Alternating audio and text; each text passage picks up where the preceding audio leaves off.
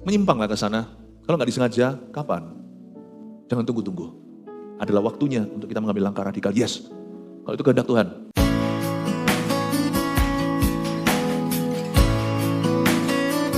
Shalom semua, puji Tuhan ya. Kita hari ini akan menerima rema-rema untuk minggu ini bagi kita.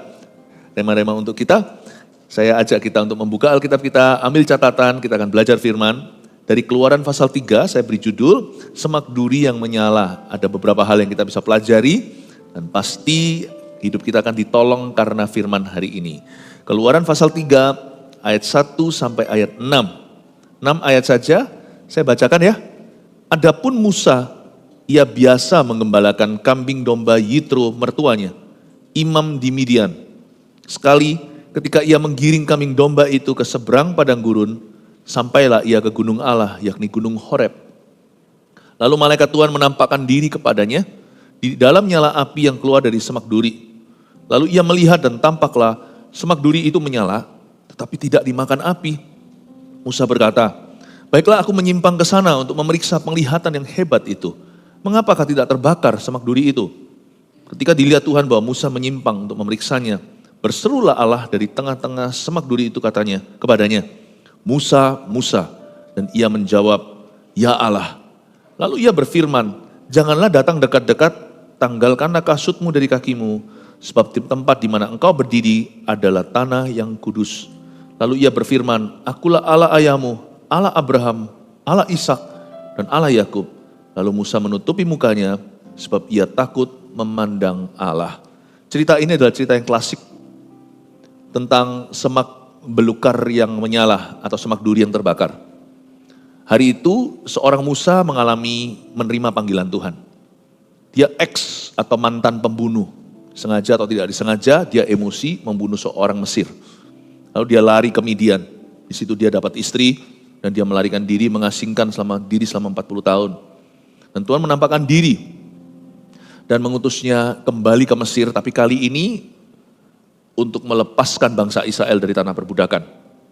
Cerita ini cerita yang tidak asing di telinga kita, tapi kita akan menerima pewahyuan-pewahyuan yang beda untuk kita bawa. Dan saya percaya firman itu pelita bagi kaki dan terang bagi jalan. Minggu ini hidup Anda gak akan jauh-jauh dari rema yang Anda terima. Ya. Kita pelajari 1-2 hal. Kita mulai dengan ayat 1 dulu. Adapun Musa, ya ini lakonnya ini. Ia biasa menggembalakan kambing domba Yitro mertuanya.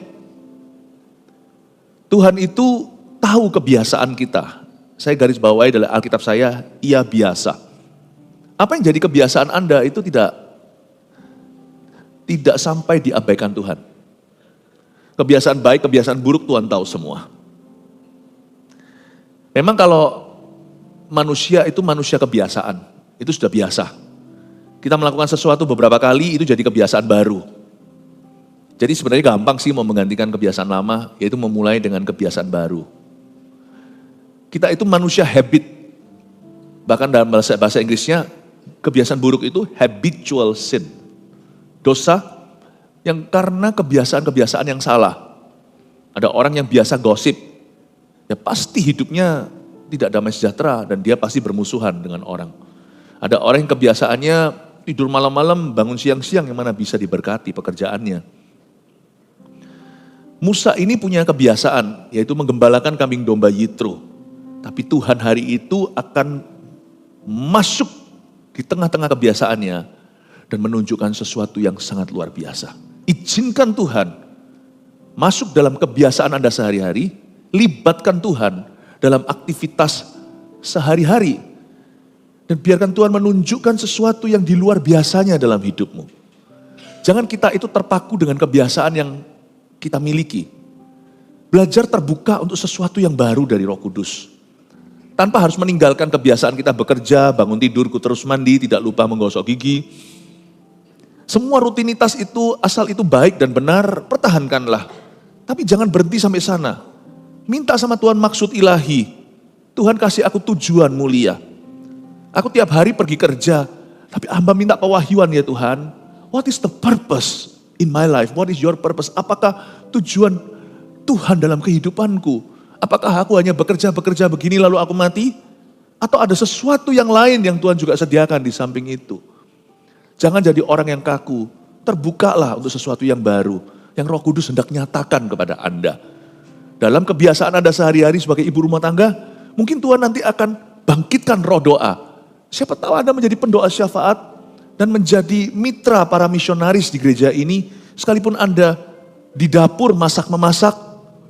Misalnya ibu rumah tangga itu kerjaan full time bukan? Tunggu suami pulang, anak juga. Kita mempersiapkan rumah kita teratur. Waktu Anda sedang berada di dapur, tiba-tiba Anda akan mendapat pewahyuan baru. Doakan untuk GMS yang ada di Kuala Lumpur. Doakan, terbukalah untuk perkara-perkara Tuhan. Jangan puas sampai rutinitas. Sebab Allah bisa bekerja di dalam rutinitasmu. Tetapi Allah akan bisa bekerja dalam rutinitasmu, dalam perkara-perkara yang tidak berada, bukan sesuatu yang sifatnya dari dirimu. Allah akan memberikan sesuatu yang baru. Adapun Musa, ia biasa mengembalakan kambing domba Yitro mertuanya, imam di Midian. Sekali ketika ia menggiring kambing domba itu ke seberang padang gurun, sampailah ia ke gunung Allah, yakni gunung Horeb. Hari itu Musa akan mengalami penampakan Allah. Salah satu hal yang terjadi di sini adalah Musa dibawa ke satu lokasi, yaitu gunung Allah, namanya gunung Horeb. Saya kasih informasi ya, gunung Horeb itu ya gunung Sinai. Lalu bedanya apa? Hari ketika Musa mengalami penampakan Tuhan, gunung itu namanya gunung Horeb. Nanti setelah Musa kembali dari Mesir, memimpin bangsa Israel ke padang gurun, ketemu gunung yang sama. Di sana gunung itu berubah menjadi gunung Sinai. Maksud saya begini, di tempat yang sama Anda mencari Tuhan, di tempat itu nanti berkali-kali akan jadi langganan Tuhan melakukan perkara-perkara baru di hidupmu. Jadi jangan pernah Anda meninggalkan mezbah keluarga Anda. Sebab di tempat yang sama itu sumurnya akan membual airnya. Setiap kali saya saat teduh secara pribadi di rumah saya selalu menerima clue atau menerima pesan-pesan berikutnya dalam kehidupanku. Jangan pernah menganggap gereja itu rutinitas pada hari ke-7, yaitu hari Sabat, hari Minggu kita datang ke gereja, ibadah lagi, semua jadi rutin, setiap minggu selalu ke gereja. Tapi setiap kali Anda datang dalam rutinitas ibadah, harapkan perkara-perkara Allah berikutnya. Gunung Horebmu itu gunung Sinaimu. Gunung Horeb tempat Musa melihat semak belukar terbakar. Tapi nanti di tempat yang sama waktu dia kembali dari Mesir, di situ dia menerima 2 loh batu dengan 10 perintah Allah. Musa naik ke gunung yang sama dan dia tinggal di atas situ 40 hari lamanya. Dia berpuasa. Dan dia menerima semua pewahyuan, kejadian, keluaran, imamat, bilangan, ulangan, berapa hasta-hasta, semuanya tentang tabernakel. Semua plan atau rencana Allah diwahyukan. Padahal hari itu waktu dia di gunung itu, dia hanya melihat semak duri terbakar. Tapi nanti waktu dia ke sana lagi, lokasinya sama. Dia menerima semua pewahyuan-pewahyuan berikutnya. Don't just come to church, jangan hanya datang ke gereja. Gereja yang sama, pukul 7 misalnya.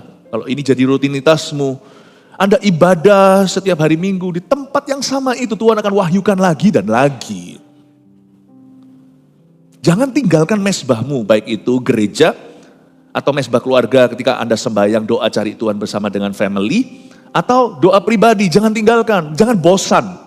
Jangan bosan sama rutinitas yang Anda miliki dengan Allah. Karena di tempat yang sama itu, Tuhan akan wahyukan lagi sesuatu. Tuhan akan nyatakan sesuatu yang baru. Perkara-perkara supranatural pun terjadi. Amin. Bapak Ibu Saudara, belajar setia. Beberapa ahli teolog menyimpulkan bahwa Horeb dan Sinai itu adalah gunung yang sama, cuman lokasinya east and west. Gunung yang sama kan bisa ada 2 punggungnya, seperti unta. Ya, 2 puncaknya, yang satu itu Horeb, yang satu Sinai, saya nggak pernah tahu. Kita nggak akan pernah tahu sesungguhnya seperti apa. Pokoknya intinya di gunung yang sama itu, Tuhan nanti menampakkan diri lagi kepada Musa. Kali itu lewat semak duri, lain kali 40 hari dia muka dengan Musa dengan Allah. Jadi saya ingin menekankan pada Anda, di tempat yang sama, Tuhan bisa bekerja sesuatu yang baru. Jangan pernah remehkan rutinitasmu. Satu rutinitas atau kebiasaan yang harus kita patahkan, dan jangan kita simpan, ya, Jangan kita pupuk maupun pelihara adalah kebiasaan buruk. Rutinitas yang tidak boleh dipertahankan adalah rutinitas dosa. Tapi kalau rutinitas yang sifatnya baik dan benar, rutinitas yang sifatnya ilahi, yang sifatnya spiritual, pertahankan. Karena di tempat itu berkali-kali Tuhan akan langganan dengan Anda. Ya, Allah kita bukan Allah yang tabrak lari. Dia ingin melakukan sesuatu yang baru di hidupmu. Tapi dia pakai perkara yang sudah lama di dalam hidup Anda. Hari itu Allah menampakkan diri kepada seorang pengembara namanya Musa. Waktu dia lagi menggembalakan mbek-mbeknya mertuanya yaitu Yitro, Tuhan menampakkan diri. Tuhan kalau menampakkan diri kepada kita tidak perlu cari tempat yang jauh. Tuhan kalau menampakkan diri selalu memulai dengan sesuatu yang sudah familiar, yang sudah biasa dalam kehidupan kita. Jangan anggap remeh. Pernikahan Anda, udah menikah puluhan tahun misalnya, Tuhan bisa memperbaharui. Di dalam keluarga Anda juga Tuhan bisa melakukan sesuatu yang dahsyat sekalipun sudah begitu-begitu aja berabad-abad. Jangan ada kehilangan harapan. Jangan putus asa. Tapi serahkan seluruh hidupmu termasuk kebiasaanmu kepada Tuhan. Dan berkata, Lord Tuhan, bekerjalah dengan cara yang luar biasa dalam kehidupanku. Hatiku terbuka untuk karyamu Roh Kudus. Yang percaya, yang rindu berikan tepuk tangan untuk Tuhan Yesus. Haleluya. Tapi saya punya satu pertanyaan untuk saya baca ayat pertama. Kalau Tuhan memang mau menampakkan diri, kenapa pakai semak belukar ya? Kok nggak pakai mertuanya Musa aja namanya Yitro yang sudah jadi imam di Midian? Kenapa ya? Padahal menurut saya, Yitro si imam di Midian ini juga orang baik loh. Alkitab tidak pernah mencatat dia orang jahat. Pernahkah Anda renungkan waktu Anda baca ayat demikian? Kenapa kok Tuhan tidak mewayukan dirinya lewat orang aja? Kenapa Tuhan mewayukan diri lewat tanaman? Bahkan itu bukan tanaman, semak belukar itu kan tanaman liar. Dan itu mengganggu biasanya, petani-petani tahu. Kenapa kok Tuhan tidak pakai imam di Midian itu? Bukankah semua orang berkata agama mengajarkan sesuatu yang baik? Tuhan itu tidak ada in religion. Jangan kita kira. Tuhan itu tidak akan menitipkan dirinya kepada roh agamawi, Tuhan akan titipkan itu. Sebab roh agamawi itu lebih sifatnya hanya sekedar peraturan, teori. Sedangkan Allah kita, dia adalah pribadi yang hidup. Karena itu jangan pernah kita mengira bahwa, oh ya sudah pokoknya yang penting kita itu memeluk agama jadi orang baik. Gak akan kenal Tuhan. Gak akan kenal Yesus kalau orang hanya maunya begitu. Tapi ketika seseorang hatinya sungguh-sungguh serius dengan hidupnya Tuhan, aku mau tahu makna tujuan hidupku. Kenapa engkau menciptakan aku? Dia gak akan puas dengan roh agamawi. Dia pasti cari kebenaran. Imam di Midian ini bukanlah bangsa Yahudi. Mereka bukan umat pilihan. Yitro ini bukanlah keturunan Abraham. Bukan, karena melalui keturunan Abraham lah keluar Injil. Yitro, Imam Midian ini agama lain. Bagi kita orang-orang yang percaya kepada Tuhan Yesus, bagi kita orang-orang yang pegang teguh pada Alkitab, jangan cari kebenaran pada kepercayaan-kepercayaan lain yang bukan keyakinan kita. Regardless, tak peduli sekalipun pengajarannya baik sekalipun pengajarannya kelihatannya itu sanliang atau saleh, jangan diikuti. Jangan kita polos-polos sebagai anak-anak Tuhan. Kita punya kebenaran. Hal-hal yang baik yang kita bisa temukan pada imam-imam di Midian, itu semuanya serba kebetulan kalau ada kemiripan dengan Injil. Tapi beda secara fondasi fundamentalnya. Dua hal bisa mirip loh. Saya pernah sekali itu melihat satu karya tangan orang, kelihatannya kayak puding. Itu mirip sekali waktu saya di Jepang. Itu bagus dia bikin daminya atau bikin bonekanya. Saya bilang waktu di etalasenya restoran, saya bilang, ini asli ya dipajang sini ya? Nah, apakah setiap hari dia ganti? Lalu orang Jepang yang teman saya berkata, bukan. Dia bilang, ini hanyalah palsunya. Mirip sekali sama roti, mirip sekali sama puding. Coba dimakan, meskipun tampak matanya sama. Anda makan satu, enak yang asli. Anda makan yang dummy, waktu Anda makan itu, Anda makan plastik. Tapi mirip gimana? Mirip, banyak hal yang mirip sama Alkitab di luar sana, tapi bukan. Jadi Anda jangan cari kebenaran di Midian. Jangan. Itu nanti membingungkan. Bukan berarti kita eksklusif orang Kristen ini, bukan. Tapi kita harus pegang teguh pada keyakinan kita. Tapi gak boleh menjelekkan orang lain, kita harus menghormati perbedaan. Tapi kita pegang teguh pada keyakinan. Tuhan Yesus tidak menitipkan dirinya di Midian. Hanya Injil. Hanya Injil. Ya. Kenapa Tuhan tidak pernah tidak pakai imam di Midian? Karena dia bukan umat pilihan. Andai kata di situ tadi ada Melkisedek, lain cerita. Mungkin Tuhan tidak lewat semak belukar. Tuhan bicara lewat Melkisedek. Kenapa hari ini orang-orang Kristen, anak-anak Tuhan dipakai untuk memberitakan Injil, untuk menyampaikan sabda Tuhan, untuk bisa mengingatkan orang akan kebenaran. Karena Tuhan gak perlu pakai semak duri.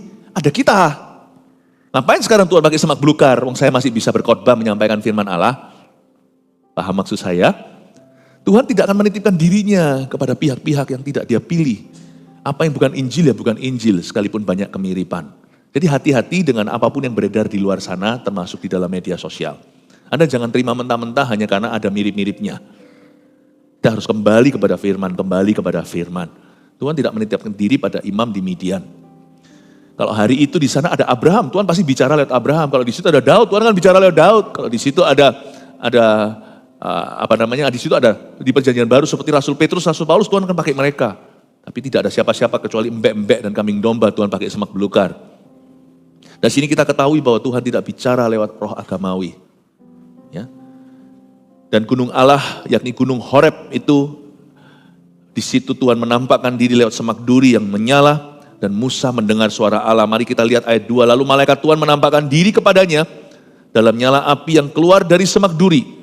Kata malaikat Tuhan ini pakai M huruf besar, sadarkah Anda? Ini bukan malaikat sungguhan, ini Tuhan Yesus di perjanjian lama. Kalau Anda baca di Alkitab, di perjanjian lama ada malaikat Tuhan yang menerima persembahan dari papanya Simson ketika malaikat itu memberitakan kabar baik bahwa istrinya akan hamil, lalu habis itu malaikat itu naik di atas persembahan itu, lalu lenyap, menguap ke udara, naik ke atas. Itu bukan malaikat, itu Jesus Christ.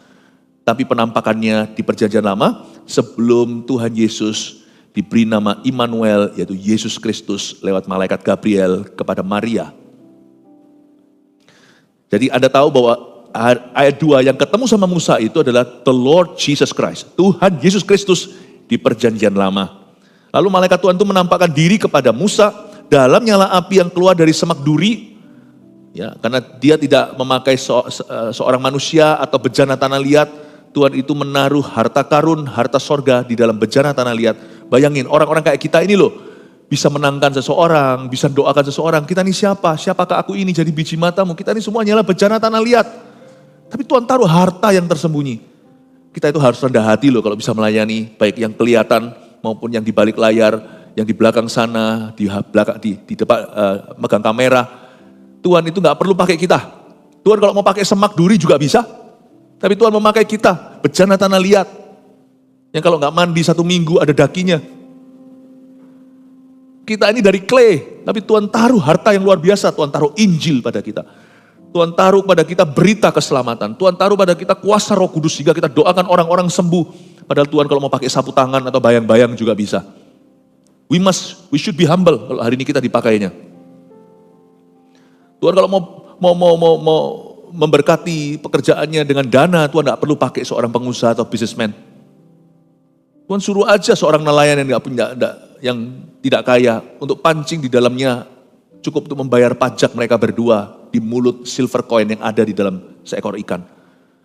Tuhan itu kalau memberi makan, dia bisa dengan 5 roti 2 ikan memberi makan 5.000 orang tanpa lewat supermarket belanja dulu. Kalau Tuhan bisa pakai kita untuk mendanai misi, kita yang hoki. We should be humble. Lalu malaikat Tuhan itu menampakkan diri kepadanya dalam nyala api yang keluar dari semak duri, bukan bejana tanah liat. Lalu ia melihat dan tampaklah semak duri itu menyala tapi tidak dimakan api. Itu membuat Musa jadi terkejut, tercengang, dan terkagum-kagum. Kok bisa ya semak duri itu berapi-api tapi tidak hangus? Api macam apaan ini? Karena itulah Musa tertarik untuk melihat. Maka kita lihat ayat 3, Musa berkata, baiklah aku menyimpang ke sana untuk memeriksa penglihatan yang hebat itu, mengapakah tidak terbakar semak duri itu. Ayat 3 ini adalah ayat transisi. Ayat 3 ini penting sekali. Tanpa ayat 3, Musa tidak akan ketemu Tuhan. Dan Tuhan tidak akan berbicara apa-apa. Ayat 3 ini adalah kunci buat kita. Kalau kita mau ketemu Tuhan, kalau kita mau menerima sesuatu dari Roh Kudus, kita mesti menyimpang dari kebiasaan kita. Bukan penyimpangan loh ya, penyimpangan seks, penyimpangan apa, bukan. Menyimpang itu artinya kita mesti melakukan sesuatu tindakan yang di luar biasanya. Kalau enggak, kita enggak akan ketemu Tuhan. Karena memang dibutuhkan kesengajaan yang luar biasa sih untuk mencari Tuhan. Percaya enggak? Semua kebiasaan kita untuk mencari Tuhan itu harus disengaja. Saya kalau mau mengikuti naluri daging saya, bangun tidur, ku terus tidur. Pernah enggak kita kalau bangun tidur lalu habis itu alarmnya nyala, lalu kita habis itu bukan tekan off tapi tekan snooze. Atau anak-anak muda kalau mau sekolah 5 menit lagi. Sebenarnya terus terang loh ya, 5 menit bedanya apa sama bangun sekarang? 5 menit lagi. Diet juga sama kan? Bagi ibu-ibu selalu mulai besok. Olahraga juga sama kan buat bapak-bapak? Selalu kapan? Tomorrow. Selalu begitu. Kalau kita mengikuti naluri daging kita, nggak akan pernah cari Tuhan, percayalah. Karena kita semua itu gravitasinya dosa. Tapi Musa hari itu melakukan sesuatu luar biasa. Dia ambil langkah yang beda. Baiklah aku menyimpang ke sana. Saya ingat 32 tahun lalu saya terima Tuhan. Saya keluar dari kursi saya ketika ada panggilan altar call. Kalau saya tidak menyimpang keluar untuk memberi diri kepada Yesus, atau mencari Yesus, atau didoakan oleh gereja, mungkin hari ini saya sudah binasa kali. Hari ini mungkin saya tidak ada dalam gereja, apalagi jadi hamba Tuhan, gak mungkin itu kejadian. Saya masih ingat kok. Saya ingat dalam hati saya ada suara berkata, kalau kamu tidak maju, kamu akan selama-lamanya begitu. Saya harus menyimpang ke sana, saya harus keluar dari kursi saya. Ketika diberi kesempatan, saya harus ambil kesempatan itu.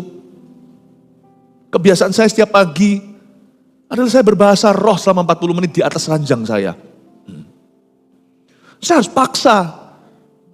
Karena waktu saya lagi ngantuk, apalagi kalau kemarin kerjaan berat, pagi ini pagi subuh-subuh saya harus bangun, saya harus doa dulu. Orang bertanya sama saya, kenapa sih harus bangun jauh lebih pagi? Karena orang lain bangun tidurku terus mandi. Kalau saya nggak bisa begitu, bangun tidurku terus doa. Saya masih ada waktu di tengah-tengah itu sebelum saya mandi. Saya cari Yesus dulu. Makanya ada orang kalau nggak sadar tanya sama saya, kenapa Pastor Philip kalau pagi lama-lama?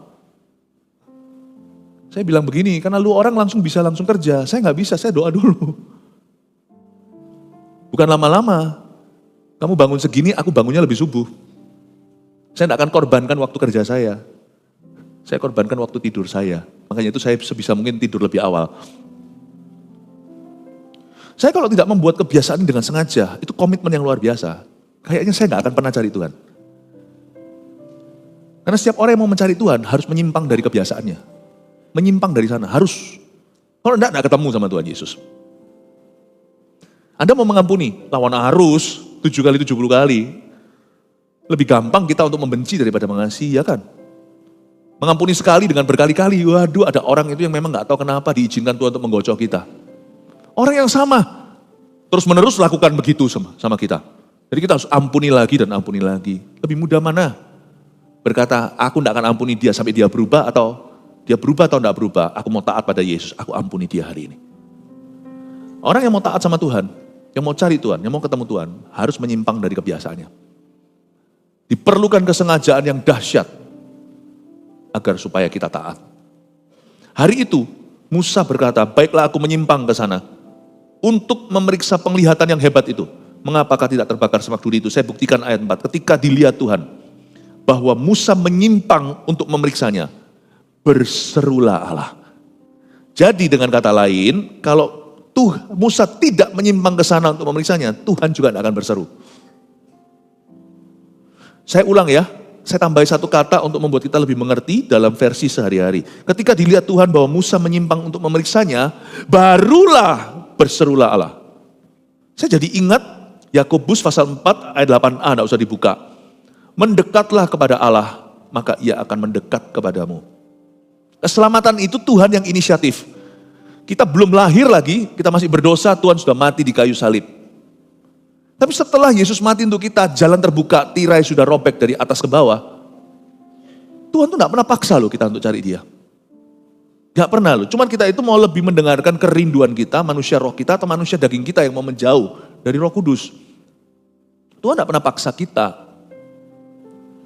Jadi, untuk mendekat pada Allah itu tidak perlu kita itu diseret sama Tuhan.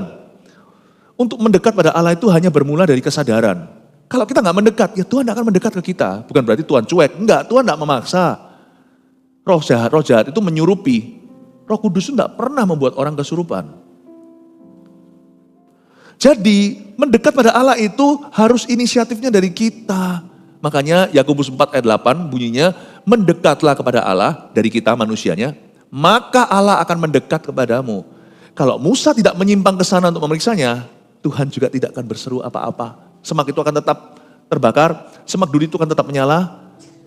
But it will be the end of the story. Disitulah akhir ceritanya. Tidak ada perjumpaan pribadi. Ketika dilihat Tuhan bahwa Musa menyimpang untuk memeriksanya, berserulah Allah dari tengah-tengah semak duri itu kepadanya.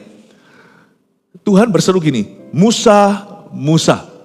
Kenapa Tuhan itu 2 kali? Kenapa enggak Tuhan bicara aja Musa, cukup kan? Musa, Musa. Kalau saya mungkin kalau Tuhan panggil itu Philip itu berarti kayak, aduh Philip, mengeluh. Saya dulu nakal sekali. Philip, Albert. Apalagi ini ya kan. Coba bayangkan, kalau Tuhan bilang 2 kali itu berarti urgent. Itu berarti darurat. Seolah-olah Musa baru hari itu kenal Tuhan. Tapi Tuhan sudah tunggu Musa itu 430 tahun. Loh kok bisa? Bukankah keturunan Yakub pindah ke Mesir? Lalu habis itu mereka diperbudak. 400 tahun oleh orang Amori itu. Lebih tepatnya 430. Tuhan yang maha tahu, sudah tahu semua orang sebelum lahir. Tuhan sudah menanti-nantikan Musa itu. Waktu dia dilahirkan terjadi pembunuhan bayi secara massal. Musa itu disembunyikan selama berapa bulan.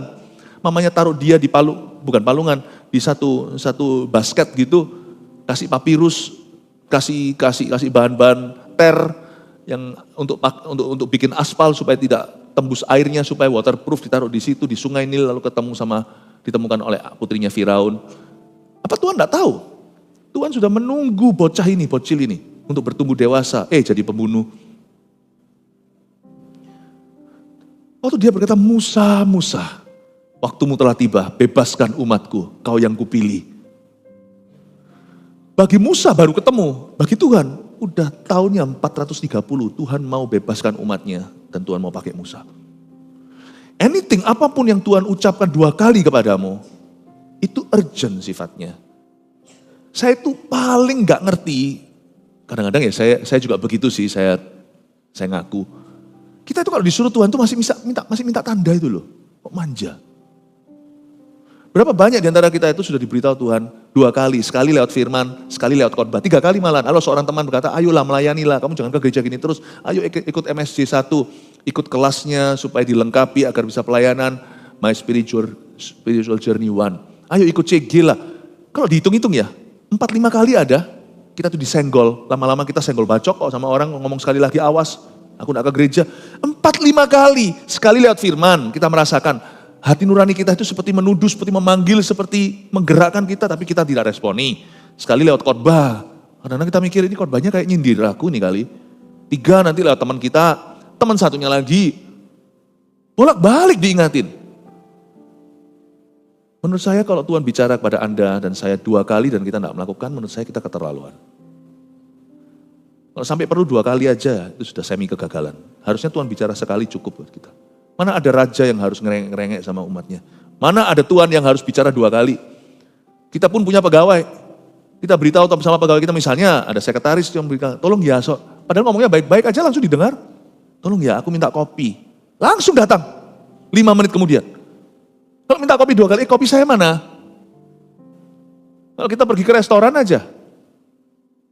Lalu kita ngomong kopinya 3 kali 4. Kopi 4-5. Nah, Tuhan kok digitukan? Adakah hal-hal tertentu yang Tuhan bicara dalam hidupmu lebih dari 2 kali belum kau lakukan? Menurut saya keterlaluan. Agak too much. Lalu kita habis itu menyembah dan berkata, Engkau Tuhan. Really? Sungguh? Kalau dia Tuhan, kenapa kau tidak lakukan apa yang dia perintahkan? Lalu kita berkata dia guru, kenapa tidak meneladani dirinya? Ya, kita berkata, Bapak kok tidak uhau sama Tuhan? Papa saya nggak perlu ngomong 2 kali, sungguhan. Papa saya suatu hari kepingin kue tiaw. Langsung tidak perlu pakai apa, langsung karena saya nggak ngerti, saya gaptek, saya ngomong sama putri saya, Vanessa, langsung belikan, langsung bungkusan kue tiaw datang, di situ langsung. Minta, aduh kebanyakan, nggak apa-apa, lebih baik kebanyakan daripada tidak. Saya pasti akan indahkan. Dari dulu saya diajari oleh orang tua waktu saya masih kecil, harus mengasihi dan menghormati. Pasti langsung saya berikan. Kalau dia adalah Bapak kita, kenapa kita tidak memperlakukan dia demikian? Tuhan berkata sama Musa, Musa, urgent, darurat, penting sekali, mendesak. Lalu ia berfirman, ayat 5, coba lihat ya firmannya, janganlah datang dekat-dekat, tanggalkanlah kasutmu dari kakimu, sebab tempat di mana engkau berdiri itu adalah tanah yang kudus. Lalu lagi ia berfirman, jadi ada 2 firman ya, ayat 5 lalu ia berfirman, ayat 6 lagi ia berfirman, akulah Allah ayahmu, Allah Abraham, Allah Ishak dan Allah Yakub. Lalu Musa menutupi mukanya sebab ia takut memandang Allah. Ada 2 firman, katakan ada 2 firman. Saya tunjukkan ya, selalu mengenal Tuhan yang memanggil Musa, Musa, 2 kali itu. Tuhan kalau berfirman itu selalu number 1, selalu nomor 1, mendorong kita untuk taat. Selalu. Tuhan itu kan Bapak ya. Dia itu pasti mendidik ya. Mana ada Bapak yang tidak menggarap karakter anaknya dulu sebelum memberi dia upah. Tuhan itu kalau berfirman itu selalu pertama tentang kekudusan. Karena tanpa kekudusan tidak mungkin kita melihat Allah. Jadi kekudusan itu penting bagi Tuhan karena itu berarti persatuan dengan kita. Tuhan itu minta kekudusan di hidup kita bukan karena dia itu mau kita sengsara, ambil freedom atau kebebasan kita. Bukan. Karena Allah itu kudus. Jadilah kudus. Be holy for he is holy dalam bahasa Inggrisnya jadilah kudus. Sebab dia yang memanggilmu adalah kudus. Jadi kalau tanpa kekudusan, ya berarti Anda tidak bisa dekat dengan Tuhan. Mazmur 24 dengan apa? Siapa yang boleh mendekat atau naik ke gunung Allah? Yang tangannya tidak laknat, yang mulutnya tidak jahat, yang hatinya tidak punya maksud yang buruk. Lagi ia berfirman, jangan dekat-dekat, tanggalkan kasutmu dari kakimu. Ada sesuatu yang perlu kamu tanggalkan. Kalau kamu mau menjadi umat pilihanku, kamu harus tanggalkan perselingkuhanmu. Tidak bisa gitu terus dan keluargamu diberkati. Sebab aku tidak pernah memberkati dosa. Kalau kamu mau ikut aku, kamu harus tanggalkan kasutmu. Kebiasaan burukmu itu loh. Mungkin bagi beberapa anak-anak muda yang jatuh dalam dosa seks misalnya, jatuh bangun. Tetapi tetap harus ada usaha dari sisi kita untuk berubah. Meskipun nanti kalau kita berubah bukan karena usaha kita, tapi karena kuat kuasa Roh Kudus. Tapi dari hati kita harus ada niat dulu dan tekad bulat. Jatuh lagi urusan nanti cepat bangkit. Tetapi di dalam hati tidak boleh ada kesengajaan. Meskipun setiap dosa ya sengaja. Nah ada orang itu dosa tiba-tiba, ups aku nggak tahu aku berdosa, itu keputusan. Tetapi harus ada tekad dulu. Tanggalkan sepatu, tanggalkan kasutmu. Tidak bisa begitu. Kalau kamu mau ikut aku, kamu mau melihat berkat-berkatku, kamu tidak boleh kepahitan, kamu harus ampuni. Selalu firman pertama itu kekudusan. Pernahkah Anda datang dalam masalah, minta tolong sama Tuhan, tapi yang Tuhan minta langsung adalah kekudusan? Jangan Anda berkata, Tuhan tidak peduli sama aku, justru karena dia pedulikan. Justru karena tanpa kekudusan malah tidak bisa ketemu Tuhan. Jangan lupa loh ya, kalau Tuhan minta kekudusan itu berarti Tuhan serius denganmu. Tuhan itu mau merangkulmu. Hal pertama yang Tuhan minta sama Musa waktu dia datang bukannya dikasih mandat untuk lepaskan bangsa Israel atau dijanji penyertaan Allah. Bukan itu dulu, Tuhan berkata tanggalkan kasutmu. Sebab tempat di mana kau berdiri itu adalah tanah yang kudus. When God wants your holiness, waktu Allah menginginkan kekudusanmu, dia mencintaimu. Berapa banyak orang yang saya doakan langsung minta hasil akhirnya. Waktu saya berdoa, suatu hari saya mendoakan satu orang. Waktu saya doakan, saya kan minta langsung, dia bilang doakan gini gitu, ya boleh minta. Waktu minta, tiba-tiba Tuhan kasih saya hikmat. Saya bilang, Pak, saya rasa kayak ada sesuatu yang gak beres. Singkat cerita, dia nilep uang orang lain, bisnisnya dalam masalah. Aneh ya. Saya harusnya doakan Anda untuk lepas dari masalah Anda, tapi kok justru Tuhan wahyukan dosamu ke aku. Betul nggak Bapak pernah lakukan ini dan itu? Dia lihat saya, iya tapi itu lama dulu. Dan itu ya sudah kemakan waktu, orangnya juga nggak apa-apa kok. Saya bilang orangnya nggak apa-apa, Tuhannya apa-apa Pak. Anda pernah nggak cubit anak orang, mungkin sama-sama anaknya TK, cubit gitu.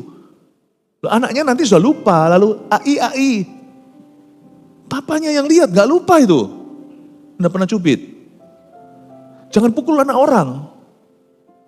Jangan nemplang anak orang, itu juga anak Tuhan. Iya tapi kan dia udah ampuni aku kan, dia sudah sama-sama Kristen ya. Malahan sama-sama Kristen. Gak boleh begitu. Saya bilang Pak kembaliin. Iya. Saya gak mau doakan sebelum ini. Dalam hatinya mungkin lain kali saya gak datang ke Pastor Philip aja. Lebih baik saya bisa cari pendeta yang drive thru gitu loh. Burger 1 kasih 1. Coca-Cola 2 kasih 2. Gak perlu banyak pertanyaan. Saya bilang, kamu kira Tuhan itu murahan? Kamu bisa beli. Tuhan itu hubungan. Personal dia. Dia mau hubungan pribadi denganmu. Dan Tuhan tidak berkenan sama ini. Saya kasih nominalnya kok, berapa yang diajak. Saya kasih nominal. Dia kaget kok saya bisa tahu. Ya, saya juga kaget sama-sama. Dia kaget, saya juga ikut kaget.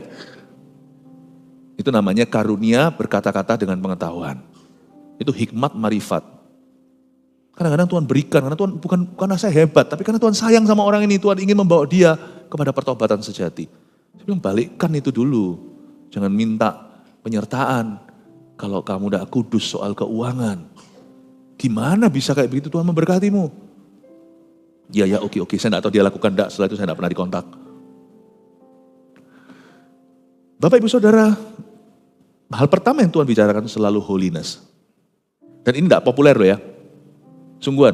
Dan ini bukanlah cara yang paling mempan untuk bisa nambah-nambahi jemaat. Ini justru kalau nggak diberitakan hal seperti ini, bisa kehilangan jemaat ya kalau mereka nggak mau sungguh-sungguh sama Tuhan. Tapi in this church, gereja ini adalah gereja yang memuliakan Tuhan dulu sebelum melayani orang. Jadi Anda kalau minta sama Tuhan, hal pertama firman nomor 1 yang keluar yang muncul dari tahta Allah selalu tentang kekudusan Anda. Selalu itu. Mikir lagi kalau mau datang ke Tuhan. Mikir lagi. Sebab Tuhan tidak membangkitkan anak murahan. Tuhan tidak memanggil umat gampangan. Tapi yang Tuhan panggil adalah umat yang Tuhan layakkan. Lalu firman kedua, Tuhan itu adil dan luar biasa. Lagi ia berfirman, akulah Allah ayahmu, Allah Abraham, Allah Ishak dan Allah Yakub. Lalu Musa menutupi mukanya sebab ia takut memandang Allah. Berarti penyertaan mulai datang, ada kuasa. Firman kedua itu selalu setelah kekudusan akan selalu disambung dengan penyertaan. I am with you. Akulah Allah Abraham, Ishak, Yakub. Immanuel, aku akan menyertaimu. Lihat kalau kamu ampuni ya. Lihat kalau kamu ampuni. Lihat bagaimana aku akan mencurahkan kasih karuniaku. Seperti yang belum pernah kamu minta. Tuhan tidak harus memberi kita upah. Taat itu kan memang sepatutnya, seharusnya. Emangnya kalau kita taat sama Tuhan itu perlu dikasih reward gitu? Ya enggak. Tapi Allah kita itu murah hati, enggak mungkin dia berhenti di situ. Lihat ya, waktu Sakius memberikan 4 kali lipat pada siapapun juga yang dia ini ya, yang dia tipu atau yang dia ancam. Tuhan berkata, lihatlah keselamatan turun atas atap rumah ini. Allah kita itu enggak pernah berhenti di berkata, oke, enggak pernah di situ. Tuhan pasti menyertai. Sekalipun kalau kita taat ya sepatutnya, tapi ujung-ujungnya Allah selalu menjanjikan penyertaannya yang berlebih-lebihan untuk kita. Coba kalau kamu sungguh-sungguh ya, belajar murah hati sama orang lain. Coba lihat ketika engkau memberi dengan segenap hati dan dengan sukacita. I love the cheerful giver. Tuhan itu berkenan kepada orang-orang yang memberi dengan sukacita. Coba lihat ya, tingkap-tingkap langit akan aku buka. Nggak harus sih kita memberi sesuatu, apapun itu termasuk materi, Tuhan akan memberikan 100 kali lipat kembali. Nggak harus. Emangnya Tuhan hutang apa sama kita? Kita nggak masuk neraka aja udah kamsya. Tapi Tuhan nggak pernah berhenti di situ. Tuhan pasti akan berkata, Tuhan pasti akan terharu. Tuhan nggak akan berhenti di sana. Allah kita itu berlebihan dalam kasih karunia. Dia selalu melakukan yang dia tidak harus lakukan untuk kita. Pada akhirnya, Tuhan pasti berkata, aku sertai kamu anakku. Lihat tingkap langit pun kubuka. Padahal Tuhan tidak harus lakukan itu. Tuhan tidak berhutang budi sama kita. Sekalipun hari ini semua di hidup kita diambil olehnya. Bahkan kalau perlu badan kita dibakar, masuk ke dalam api menyala-nyala untuk namanya. Tetap gak bisa tutup utang kita sama Tuhan. Tetapi ketika kita sungguh berniat untuk mengutamakan Dia dalam segala tindak tanduk kita dan kelakuan kita, dalam segala perbuatan kita, kita dahulukan Tuhan. Coba lihat ya, Tuhan tidak berhenti di mil 1, Tuhan akan bawa kita ke mil 2 dan berkata, aku sertai kamu anakku, tingkap langit kubuka, lihat kasih karunia yang akan kucurahkan. Mulai hari ini, kata Hagai, aku akan memberi berkat. You don't have to do that. Tapi Tuhan tetap lakukan itu. Itulah Allah kita. Dia tidak pernah berhenti sampai minta kekudusan. Dia akan teruskan sampai menyertai hidupmu. Dia akan lanjutkan sampai penyertaan. Oke? Saya selesai dengan ini, saya kasih 3 rangkuman apa yang kita pelajari. Banyak ya, yang harus kita terima. Tangkap semuanya. Nah, seharian ini nanti masih banyak rema-rema yang baru, ini baru pemanasan saja. Nomor 1, semak duli yang menyala. Apa aja rema yang kita terima hari ini? Dibutuhkan kesengajaan yang luar biasa untuk mencari Tuhan. Intinya gini loh, kalau ibadah gereja, jangan cari gereja yang dekat rumah. Carilah gereja yang dekat sama Tuhan. Peduli amat kalau itu jauh. Orang-orang selalu cari gereja yang datang ke dia. Salah lah, Musa menyimpang ke sana kok. Ya, 2, apapun yang Tuhan perintahkan 2 kali berarti mendesak sekali. Kasih catatan pribadi, kalau lebih dari 2 kali, sesuatu yang Tuhan suruh belum kulakukan, tulis, aku keterlaluan sekali. 3, kekudusan Allah di hidup kita adalah pangkal penyertaannya. Ingatkan dirimu kalau Tuhan minta kekudusan, sebentar lagi Tuhan sertai. Isn't that wonderful? 3 poin ini munculkan, 3 sudah, silakan difoto, saya di sini yang di bagian kosong. Monggo silakan, haleluya, amin. Puji Tuhan, mari kita semua bangkit berdiri, berikan tepuk tangan untuk Tuhan Yesus. Siapa di sini diberkati oleh Roh Kudus hari ini? Puji Tuhan ya. Mari kita mengangkat tangan kita, terimalah berkat dari Allah Bapa, kasih setia dari Tuhan Yesus, serta pengurapan dari Allah Roh Kudus menyertai setiap jemaatnya yang terkasih. Pulanglah membawa damai sejahtera dan pergilah membawa misi di dalam hati. Di dalam nama Yesus, haleluya, amin. Sampai jumpa. God bless you. Love you.